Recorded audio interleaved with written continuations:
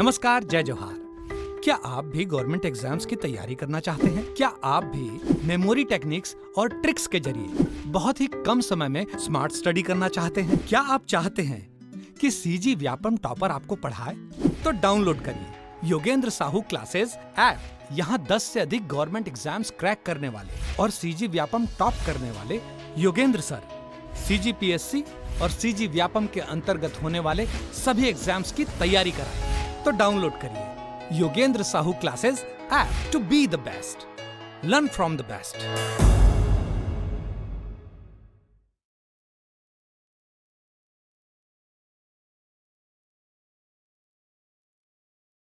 नमस्कार दोस्तों, मैं मनीष आप सभी का स्वागत करता हूं योगेंद्र साहू ऑनलाइन क्लासेस में।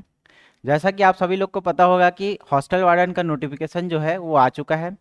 हमारे द्वारा भी योगेंद्र साहू क्लासेस के द्वारा एक इनिशिएटिव लिया गया है और इसका ऑनलाइन कोर्स हम लोगों ने लॉन्च किया है, जिसका प्राइस 4200 रुपये है। लेकिन अभी कुछ बच्चों के लिए इसका प्राइस सिर्फ 1499 रुपये रखा गया है। आप संस्थान से जुड़ करके अच्छे नंबर प्राप्त कर सकते हैं। इसके लिए आप क्या कीजिए, Yogendra Sahu online classes app download कीजिए और वहां से जाकर के इस कोर्स का एक्सेस ले सकते हैं। ठीक, अब ये कुछ और बातें जो YouTube पे अभी कुछ लाइव क्लासेस और फ्री क्लासेस जाने वाली है। हर सब्जेक्ट के MCQ के तौर पे हम लोग क्या करेंगे, इसका कुछ फॉर्मेट YouTube पे फ्री में लाएंगे, जिसकी आज हम लोग छत्तीसगढ़ के इतिहास के बारे में चर्चा करेंगे। छत्तीसगढ़ के इतिहास को प्राचीन कालीन, मध्यकालीन, आधुनिक 3 पार्ट में डिवाइड किया गया है। लेकिन हम लोग कोशिश करेंगे कि हर टॉपिक को हम लोग टॉपिक वार MCQ सेशन से लेकर के क्या करेंगे, उसको सॉल्व करने की कोशिश करेंगे। ठीक, तो यहाँ से देखिए हॉस्टल वार्डन की में नोटिफिकेशन में एक चीज़ क्लियर है कि वहाँ से 5 नंबर का आपको हिस्ट्री पूछा जाएगा। तो हिस्ट्री में आप जितना से जितना MCQ सॉल्व करेंगे उतना ज़्यादा बेनिफिट मिलेगा। अब 5 नंबर के लिए आप पूरा का पूरा ग्रंथ तो पढ़ने नहीं जाएंगे, है ना। तो आप क्या कीजिए, थोड़ा MCQ फॉर्मेट में उसको पढ़ने की कोशिश कीजिए, क्योंकि आपको पेपर में ही MCQ फॉर्मेट में देना है। तो हम लोग क्या करेंगे, टॉपिक वाइज जो है इसका MCQ सेशन ला के इसको कंप्लीट करने की कोशिश करेंगे। ठीक है, आज देखते हैं कौन सा टॉपिक, पाषाण काल से संबंधित और वैदिक काल से संबंधित। अब ये सीरीज जो हम लोग की चलेगी वो पाषाण काल की पहली, फिर दूसरी क्लास रामायण काल, महाभारत काल से रहेगी, है ना। फिर उसके बाद जो राजवंश आते हैं, वाकाटक वंश, ये सारे चीज़ों को हम लोग देखेंगे, नल वंश का। फिर यहाँ पे जो क्षेत्रीय राजवंश आते हैं, राज्य तुल्य कुल वंश, इन सब को हम लोग क्या करेंगे, series by series, topic wise topic क्या करेंगे, प्राचीन को कंप्लीट करने की कोशिश करेंगे। फिर मध्यकालीन को देखेंगे उसी तौर पे, और आधुनिक को जब पढ़ेंगे तो एक डायग्राम के हिसाब से समझने की कोशिश करेंगे, एक दूसरे से लिंक करके, कि नेशनल लेवल पे जो घटनाएं घट रही थी उसकी छत्तीसगढ़ में क्या भूमिका है। बस आप ये एक थ्योरी की समझ जाएंगे तो आधुनिक छत्तीसगढ़ जो है वो आपको पढ़ना और ही आसान हो जाएगा। ठीक है, तो शुरू करते हैं हम लोग कौन सा, प्राचीन इतिहास से संबंधित पहला टॉपिक पाषाण काल से। ठीक है, पाषाण काल और वैदिक काल से संबंधित कुछ MCQ देखेंगे। तो देखो पहला क्वेश्चन क्या है, पहला क्वेश्चन बोल रहा है कि जो चवर ढाल की पहाड़ी है, कौन सी पहाड़ी, चवर ढाल की पहाड़ी पर स्थित शैल चित्र का स्थान कौन सा है। ठीक है, मतलब ये पूछने की कोशिश कर रहा है कि जो चवर ढाल की पहाड़ी है उसमें कौन से स्थान से शैल चित्र प्राप्त हुए हैं। ठीक है, तो इसका राइट आंसर क्या हो जाएगा जी, सिंघनपुर की गुफा, जो ऑप्शन सी है आपका वो सही हो जाएगा। ठीक है, अब इसके बारे में, सिंघनपुर की गुफा के बारे में देखो, पिछले लेक्चर में भी हम लोगों ने इसका कंप्लीट किया था, लेकिन इसमें 2-3 चीजें आपको याद रखनी जरूरी है। क्या 1910 में सबसे पहले क्या एंडरसन ने इसकी खोज की थी। ठीक, फिर एक तथ्य और देखना कि 1928 के आसपास, है ना, क्या एक अमरनाथ दत्त हैं, अमरनाथ दत्त, ये क्या करते हैं, इसका विस्तृत अध्ययन करते हैं जी। क्या करते हैं, विस्तृत अध्ययन करते हैं। ठीक, विस्तृत अध्ययन करते हैं। ठीक है, समझ में आया। और एक विशेष तथ्य क्या याद रखोगे, सिंघनपुर की गुफा को क्या कहा जाता है, छत्तीसगढ़ का भीम बेटका कहा जाता है। छत्तीसगढ़ का क्या कहा जाता है, भीम बेटका। क्लियर। और यहाँ पे जो चित्र मिलेंगे वो कैसी पद्धति के रहेंगे जी, यहाँ पे देखना आप, मैक्सिकन और स्पेनिश। ठीक,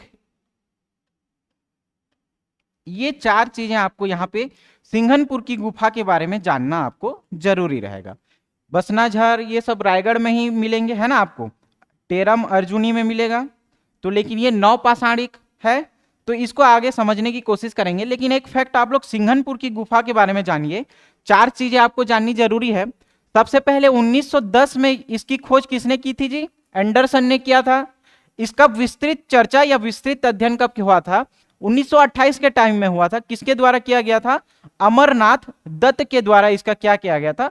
विस्तृत अध्ययन किया गया था। क्लियर। फिर तीसरा फैक्ट क्या देखेंगे कि भीमबेटका कहा जाता है इसको, छत्तीसगढ़ का। चौथा चीज, यहां पे जो शैल चित्र पाए गए वो किसके समान थे? एक तो मैक्सिकन पद्धति के समान थे और एक स्पेनिश के समान थे। ये चार पांच चीजें याद करनी जरूरी है आपको। इसको हम लोग ट्रिक वाइज से थ्योरी पार्ट में बहुत अच्छे से पढ़े हैं, फिर भी एक हल्का सा बता दे रहा हूं कि देखो, सिंघनपुर को छत्तीसगढ़ का क्या कहा जाता है? भीमबेटका कहा जाता है। ये आपको याद रखना जरूरी है। ठीक, तो जो भीम का बेटा था भीम का बेटा मतलब क्या? सन। तो एक फैक्ट और आपको समझ में आएगा, सन से क्या? एंडरसन ने 1910 में इसकी खोज की थी। पहला चीज समझ में आया। अब इसका जो बेटा था वो क्या था? अमर था। भाई भगवान है तो ये अमर होंगे ना जी, ऐसा थोड़ी है ना। तो ये भगवान है तो अमर होंगे ही होंगे। कौन? जो भीम है उनके बेटे अमर हैं। ठीक, तो भीमबेटका कहा जाता है सिंघनपुर की गुफा को। 1910 में एंडरसन ने इसकी खोज की। अमर है बोल रहा हूं, तो अमरनाथ दत्त ने इसका क्या किया? विस्तृत अध्ययन किया। और एक चीज, इसकी जो शैल चित्र हैं वो कौन से पद्धति से मैच खाते हैं जी? मैक्सिकन और स्पेनिश। अब याद कैसे करोगे? एक देखे होगे क्रिकेट है ना, मैक्सिकन से मतलब मैक्सवेल समझ सकते हो आप।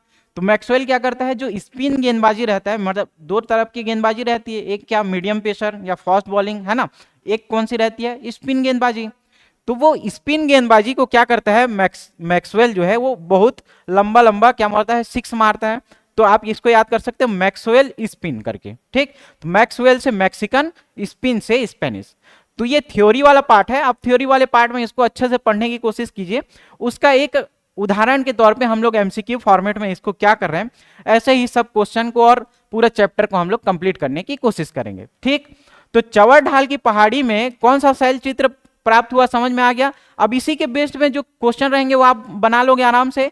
तो इसका आंसर क्या हो जाएगा जी? सिंघनपुर की गुफा। कौन सी पहाड़ी? चवर ढाल की पहाड़ी में जो स्थित शैल चित्र हैं वो कहां पे हैं? सिंघनपुर की गुफा में प्राप्त हुए हैं। क्लियर, समझ में आया। दूसरा क्वेश्चन देखो क्या बोल रहा है कि पाषाण स्मारक कहां से संबंधित हैं? कहां से बोल रहा है? तो पाषाण स्मारक में कौन सा है? धनौरा, है ना। क्लियर, यही इसका सही आंसर हो जाएगा जी। बसनाझर, कर्मागढ़, भैंसगढ़ी ये सब कहां है? रायगढ़ वाले क्षेत्र में है। ठीक, समझ में आया। तो पाषाण स्मारक 500 पाषाण स्मारक प्राप्त होते हैं, याद करो, याद होगा तो आप लोग को। तो कहां पे? गढ़ धनौरा पे। गढ़ धनौरा कहां पे? कोंडा गांव में, देखे होंगे। ठीक है जी, तो 500 स्मारक प्राप्त हुए हैं कहां पे? गढ़ धनौरा, कोंडा गांव। तो इसका सही आंसर क्या हो जाएगा? 2 का गढ़ धनौरा। क्लियर। आगे देखो, छत्तीसगढ़ के निम्नलिखित स्थानों में से कहां पाषाण काल का मेनहीर प्राप्त हुआ है बोल रहे हैं। तो ऑप्शन पढ़ो, करका भाटा, कबरा पहाड़, कुटुमसर गुफा, इनमें से कोई नहीं। तो इसका जो आंसर हो जाएगा क्या हो जाएगा जी? करका भाटा हो जाएगा। कहां पे? मेनहीर में। ठीक है, समझ में आया। तो इसको याद करने की कैसे कोशिश करोगे? देखो मेनहीर में हीर आ रहा है ना, हीर से क्या हीरा याद कर सकते हैं हम लोग। ठीक, तो हीरा कहां पे मिलेगा जी? खदानों में मिलता है ना। तो यहां पे देखो भाटा आ रहा है, भाटा का कलर भी देखो काला काला रहेगा ना, बैंगनी रहता है, लेकिन याद करने के लिए आप क्या बोलोगे? काला रहेगा। तो हीरा कहां मिलेगा जी? बैंगन में। बैंगन मतलब उसको छत्तीसगढ़ी में क्या बोलते हैं जी? भाटा, है ना। ठीक, समझ में आया। तो मेन हीर कहां से प्राप्त हुआ है? करका भाटा भी। क्लियर, आगे बढ़े। चौथा क्वेश्चन देखो क्या बोल रहा है कि चितवा डोंगरी गुफाएं किस जिले में स्थित है? ठीक है, तो इसमें देखो कांकेर, गरियाबंद, राजनांदगांव, कवर्धा। तो राइट आंसर इसका क्या हो जाएगा? राजनांदगांव हो जाएगा। अब इसमें आप लोग 3-4 फैक्ट याद करने की कोशिश करना। देखो चितवा डोंगरी बोल रहा है ना, तो यहां से पहला चीज क्या याद रखोगे, ये किस स्थान पे है, राजनांदगांव में है। क्लियर। यहां पे क्या क्या मिला है ये भी आप लोग को याद करना है। तो और इसकी खोज किसने की थी ये भी आपको समझना है। ठीक है जी। तो सबसे पहले इसकी खोज किसने की थी, बघेल जी ने किए थे। ठीक। और कौन है जी, रमेंद्रनाथ मिश्र ने। रमेंद्रनाथ मिश्र। ठीक। बघेल मतलब भूपेश बघेल नहीं जी, भगवान दास बघेल। क्या, भगवान दास बघेल। अब याद कैसे करोगे इसको, देखो चितवा डोंगरी है ना, तो चितवा बघवा करके याद कर सकते हो। चितवा बघवा, चितवा बघवा मतलब क्या, बघवा से बघेल, चितवा बघवा करके याद कर सकते हो। और एक ठो क्या याद कर सकते हो, चितवा बघवा ड्रैगन, ये सब होते हैं ना। तो यहां पे कौन सी आकृति मिली जी, ड्रैगन की आकृति मिली। किसकी आकृति मिली, ड्रैगन की आकृति मिली। ठीक है। तो ये 4-5 चीजें आपको यहाँ पे फैक्ट याद करनी है। और कौन सा, गेरुआ रंग का चित्र मिला, कौन सा, गेरुआ रंग का चित्र मिला, शैल चित्र मिला। ठीक। तो यहां पे कैसे याद करोगे सब जी, चितवा डोंगरी बोल रहा है तो चितवा बघवा, बघवा से बघेल याद करोगे, ड्रैगन याद करोगे, गाय गरु करके याद करना। गाय गरु मतलब समझते हो ना। ठीक। तो गाय गरु से गेरुआ रंग का यहाँ पे चित्रकारी मिला। ठीक। तो ये 4-5 फैक्ट क्या करोगे यहाँ पे आप याद करने की कोशिश करोगे, किसके बारे में, चितवा डोंगरी के बारे में। ठीक है, क्लियर। ये 4-5 फैक्ट आप लोग याद करना यहाँ। ठीक। आगे बढ़े। देखो छत्तीसगढ़ में चितवा डोंगरी के शैल चित्र की खोज किसने किया था। ठीक, यहीं पे पूछा गया, अभी जस्ट हम लोगों ने देखा। ठीक, कौन सा है जी, भगवान दास बघेल और रमेंद्रनाथ मिश्र ने। कहां पे इसका सही आंसर क्या हो जाएगा, भगवान सिंह बघेल और रमेंद्रनाथ मिश्र। चलो मान लो गैस करते हैं कि आप लोग ये क्वेश्चन का आंसर जान नहीं रहे हो। सीजीपीएससी में इस बार देखो हर व्यापम और सीजीपीएससी एग्जाम में ऐसे ट्रिकी क्वेश्चन आपको देगा जिसका क्वेश्चन का आपको कुछ पता ही नहीं है, मत जान ही नहीं रहे हो। तो इसमें से एक इलिमिनेशन थ्योरी, कॉमन फैक्टर नाम का एक चीज आता है। अगर उस कॉमन फैक्टर वाला चीज को आप लोग पकड़ लिए तो इसका आंसर आप लोग तुरंत दे सकते हो। अब इसके देखो सिखाने की कोशिश कर रहा हूं, रटना है वो तो आप लोग रट ही लोगे, है ना। लेकिन कुछ चीजें यहाँ पे सिखाई जा रही है तो उसको समझने की कोशिश कीजिए। देखो यहाँ पे कॉमन फैक्टर मतलब कॉमन नाम खोजो, कौन कौन सा आ रहा है। एक तो देखो रमेंद्रनाथ मिश्र आ रहा है, यहाँ भी रमेंद्रनाथ मिश्र आ रहा है। क्लियर। तो एक ऑप्शन में तो क्या होगा, रमेंद्रनाथ होगा ही होगा। ठीक, एक ऑप्शन में क्या होगा, रमेंद्रनाथ होगा ही होगा। क्लियर, समझ में आया।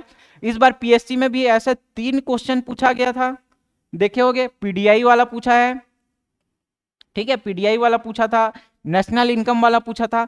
तो आप लोग इस मेथड को यूज करके ये वाला क्वेश्चन भी टिक कर सकते थे, सही कर सकते थे। ठीक है, उसके लिए आपको पढ़ने लिखने की ज्यादा जरूरत नहीं है। आप कॉमन चीज अगर समझ में आ जाएगा तो आप वो वाला क्वेश्चन बना लेते।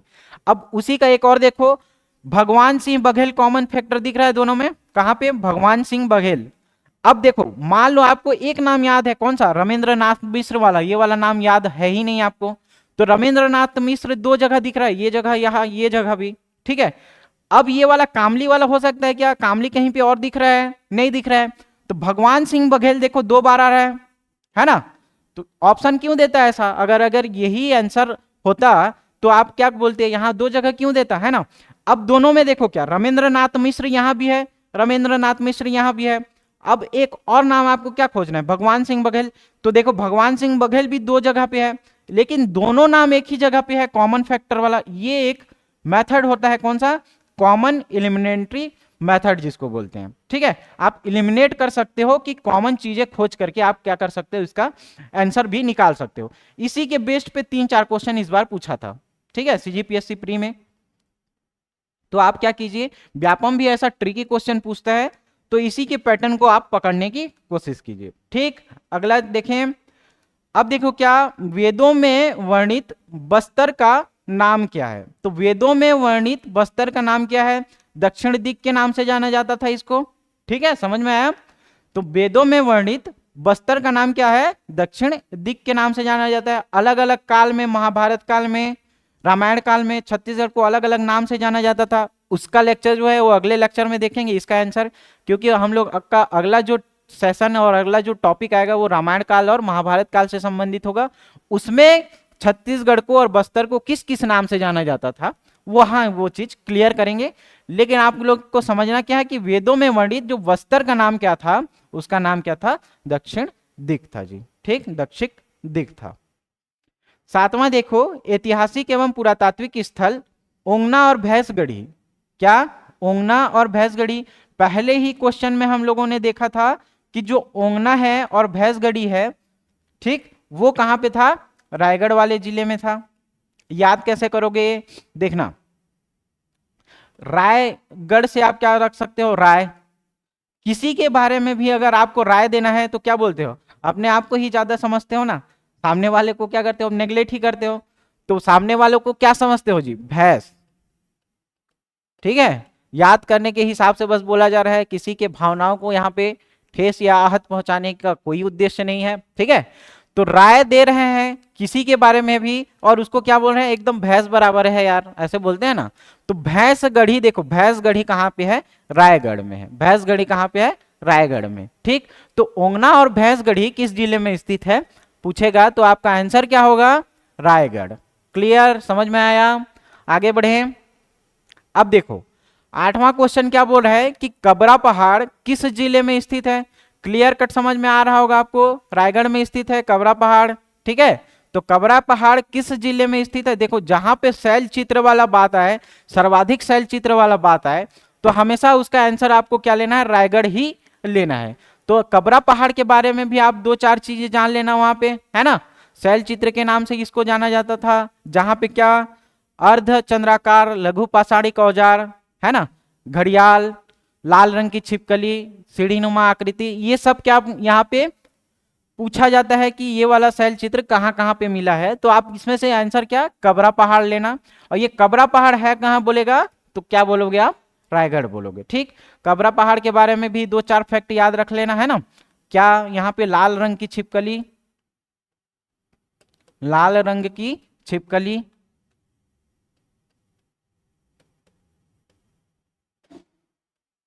ठीक, समझ में आया? अर्धचंद्राकार,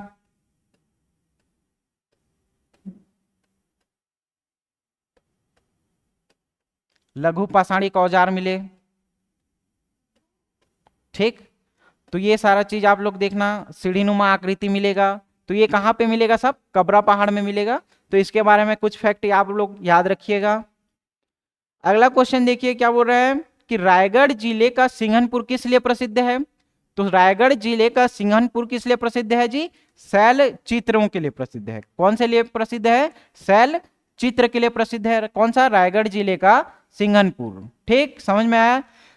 छत्तीसगढ़ राज्य में शैल चित्र के लिए कौन सा जिला प्रसिद्ध है? तो मैं बोला हूं कि जहां पे सर्वाधिक वाला भी मामला आएगा, सर्वाधिक वाला भी मामला आएगा, वहां भी आपको आंसर क्या लेना है? रायगढ़ ही लेना है। क्यों? क्योंकि वहां पे बहुत सारा, देखो अब कबरा पहाड़ भी है, सिंघनपुर भी है। सिंघनपुर की गुफा को क्या बोला जाता है? सबसे प्राचीन बोला जाता है ना। तो इसीलिए आप क्या याद रखना कि सर्वाधिक शैल चित्र के मामले में, अगर मामले में पूछा जाए क्वेश्चन, तो भी आप आंसर क्या लोगे? रायगढ़ लोगे। और रायगढ़ में क्या? रायगढ़ में सिंघनपुर वाला लेना। ठीक, रायगढ़ में क्या? सिंघनपुर वाला। क्लियर, समझ में आया? तो छत्तीसगढ़ राज्य में शैल चित्र के लिए कौन सा जिला प्रसिद्ध है बोल रहा है? तो रायगढ़ जिला। इसका आंसर क्या हो जाएगा? रायगढ़ जिला। बेसिक बेसिक क्वेश्चन है। जैसे जैसे हम लोग क्लास आगे बढ़ाते जाएंगे, थोड़ा लेवल को भी क्या करते जाएंगे? अप करते जाएंगे। बेसिक की चीजें हैं। क्वेश्चन व्यापम ऐसा ही पूछेगा, एकदम पीएससी वाला 3-4 लाइन वाला नहीं पूछेगा, है ना, 3-4 स्टेटमेंट वाला नहीं पूछेगा। व्यापम और हॉस्टल वार्डन में जो क्वेश्चन की प्रोबेबिलिटी है वो ऐसी ही रहने वाली है। आप ये वाला फॉर्मेट तैयार करके अच्छे से जाइए। ठीक है, अब देखो 11वां क्वेश्चन क्या है? प्रसिद्ध कबरा पहाड़ या कबरा गुफा किस जिले में स्थित है जिन्हें उनके पूर्व ऐतिहासिक गुफा चित्रों के लिए जाना जाता है? तो क्या है जी इसका आंसर? अभी देखे थे हम लोगों ने क्या? रायगढ़ देखा था, है ना, कबरा पहाड़ और कबरा का पहाड़ के बारे में भी दो चार फैक्ट आप लोग याद रखना बोला था। तो आप इस वाले क्वेश्चन को देख के क्या मारोगे आंसर, रायगढ़। पाषाण स्मारक कहां से संबंधित है, तो ये क्या हो जाएगा इसका आंसर, गढ़ धनौरा, जहां पे 500 स्मारक मिले थे, देखा था अभी हम लोगों ने, है ना। तो पाषाण स्मारक कहां से संबंधित है, गढ़ धनौरा कोंडा गांव से। क्लियर, आगे बढ़े। देखो फिर 13वां क्वेश्चन क्या बोल रहा है कि पूर्व पाषाण काल से संबंधित कौन से हैं, तो देखो टेरम क्या है, ये तो नौ पाषाणिक वाला है जी, क्या है, नौ पाषाण काल का है, नौ पाषाण काल का है, तो ये तो नहीं आएगा आंसर, है ना। इसको क्या करेंगे, काटेंगे। तो पूर्व पाषाण काल में बोलेगा तो क्या आ जाएगा यहाँ पे, सिंघनपुर की गुफा, ये आपका क्या हो जाएगा, राइट आंसर हो जाएगा। नौ पाषाण काल में आप लोग को एक चीज देखो, थ्योरी पार्ट में ये पढ़ाते हैं, लेकिन आप लोग को यहाँ हल्का सा बता दे रहा हूं। देखो नौ पाषाण काल में कैसे याद करोगे, नवा अटेची, ठीक है जी, नवा अटेची। तो यहां से क्या याद करोगे, ये अर्जुनी, टेरम और चितवा डोंगरी, ये किस में आएंगे, नौ पाषाणिक काल में आएंगे। ठीक, तो नौ पाषाण काल से संबंधित कौन है, टेरम। तो यहाँ पे क्या पूछा गया है, पूर्व पाषाण काल से पूछा गया, तो इसका आंसर क्या हो जाएगा, सिंघनपुर की गुफा। समझ में आया। अगला क्वेश्चन देखें, छत्तीसगढ़ की किन गुफाओं को पृथ्वी पर मौजूद सबसे पुरानी मूर्तियों को रखने का क्या है, गौरव प्राप्त है, जो कौन सी शैली, मैक्सिकन और स्पेनिश मूर्तियों के सदृश दिखाई देते हैं। पहला ही क्वेश्चन हम लोगों ने अभी डील किया था, उसमें कुछ कुछ 4-5 फैक्ट देखे थे हम लोगों ने, किसका, सिंघनपुर का। और यहीं पे मैं बताया था कि मैक्सवेल याद करो, है ना। मैक्सवेल क्या करता है, स्पिन गेंदबाजी को क्या करता है, एकदम आउट ऑफ स्टेडियम भेज देता है, याद किए थे हम लोगों ने। तो सिंघनपुर की गुफा के संबंधित है क्या, ये मैक्सिकन और स्पेनिश मूर्तियों के सदृश से दिखाई देते हैं। तो इसका आंसर कहीं पे है क्या, देखो सिंघनपुर की गुफा, तो इसका राइट आंसर क्या हो जाएगा, सी, कौन सा, सिंघनपुर की गुफाएं। क्लियर, समझ में आया। आगे बढ़े। देखो वैदिक काल में छत्तीसगढ़ को निम्नलिखित में से किस नाम से जाना जाता है। सब लोग आप लोग उत्तर मारोगे दक्षिण कोसल, लेकिन नहीं है इसका आंसर। देखो वैदिक काल 2 भागों में बटा हुआ है, एक कौन सा, पूर्व वैदिक काल, पूर्व वैदिक काल, और क्या, उत्तर वैदिक काल, उत्तर वैदिक काल। ठीक है, समझने की कोशिश करना। जब क्वेश्चन में बोला जाए उत्तर वैदिक काल, ठीक, क्या बोला जाए, जब क्वेश्चन में बोला जाए उत्तर वैदिक काल, तब आप ये वाला क्वेश्चन का आंसर लोगे। लेकिन यहाँ पे कुछ नहीं बोला गया है, सिर्फ वैदिक काल पूछा गया है। इसका मतलब ये क्या बोल रहा है कि वो पूर्व वैदिक के बारे में पूछ रहा है, ना कि उत्तर वैदिक काल के बारे में पूछ रहा है। ठीक, तो पूर्व वैदिक काल में छत्तीसगढ़ का कोई उल्लेख नहीं मिलता, पढ़े भी होगे आप लोगों ने, है ना, कि पूर्व वैदिक काल में छत्तीसगढ़ का उल्लेख नहीं मिलता, जबकि उत्तर वैदिक काल में मिलता है ना। तो उत्तर वैदिक काल में अगर पूछा जाए तब आप आंसर मारोगे, लेकिन यहाँ पे क्या क्या पूछा गया है, वैदिक काल सिर्फ पूछा गया है, मतलब वो पूर्व वैदिक काल के बारे में पूछ रहा है। तो पूर्व वैदिक काल में क्या बोला गया है, इसका उल्लेख नहीं मिलता, इसीलिए इसका आंसर क्या हो जाएगा, इनमें से कोई नहीं आएगा। क्लियर, समझ में आया। अगर उत्तर वैदिक काल बोलता तो आप लोग का उत्तर अलग होगा, लेकिन यहाँ पे वैदिक काल सिर्फ पूछा गया है, तो वैदिक काल के बारे में कोई भी जानकारी नहीं मिलती। ठीक है, छत्तीसगढ़ के। क्लियर, तो इसका आंसर क्या हो जाएगा, 15 का डी, इनमें से कोई नहीं। अब अगला क्वेश्चन क्या बोल रहा है कि छत्तीसगढ़ के निम्नलिखित में से किस स्थान में महापाषाण युगीन सभ्यता के अवशेष मिले हैं। तो आप इसमें एक चीज याद रखना, देखो महापाषाण युगीन सभ्यता पूछ रहा है ना, तो महापाषाण से देखो, महापाषाण में एम आ रहा है ना, महापाषाण में क्या आ रहा है, एम, तो यहां पे आप एक्स्ट्रा क्या याद रखोगे, टी, एम टी करके याद रखना। मतलब महापाषाण युगीन सभ्यता के बारे में पूछा जाए तो 2 जगह फेमस है, एक क्या, एम, और एक क्या है, टी। ये 2 जगह पे आप समझ लोगे। तो टी से क्या, टेंगना, ठीक, टी से क्या याद रखोगे जी, टेंगना, और एम से आगे वाले स्लाइड में जब देखेंगे तो इसका आंसर आप लोग को मिलेगा। ठीक, आप लोग कमेंट में उत्तर बताइए कि एम से और क्या आना चाहिए। जस्ट इसके अगला क्वेश्चन वही लिया गया है कि एक तो क्या हो जाएगा, महापाषाण युगीन अवशेष क्या हो जाएगा, टेंगना हो जाएगा, और एक क्वेश्चन क्या, आप कमेंट में उत्तर लिख करके देखिए। ठीक है, तब तक क्या कीजिए आप, अगला क्वेश्चन इसी के बेस्ड पे है कि एम में क्या आना चाहिए। तो देखो यहाँ पे कहीं पे मिल रहा है क्या, एमटी में से दोनों से कोई एक ऑप्शन है आपका, महापाषाण युगीन में क्या है, देखो यहाँ पे टेंगना मिल रहा है ना। जस्ट इसके अगले क्वेश्चन में क्या है, मल्हार। ठीक है, जस्ट अगले क्वेश्चन में क्या मिला है, मल्हार। तो जहां पे भी महापाषाण युगीन सभ्यता मिलेगा तो आप दो चीजें यहां पे याद रखना, क्या, महापाषाण से एम याद रखना, एम टी, महापाषाण से क्या याद रखोगे, एम और टी, टी से क्या याद रखना, टेंगना, और एम से क्या याद रखोगे, मल्हार। क्लियर, समझ में आया। ठीक, तो इसका आंसर क्या हो जाएगा जी, मल्हार। क्लियर, समझ में आया। टेंगना कहां पे है पूछेगा, तो टेंगना कहां पे है, रायगढ़ में,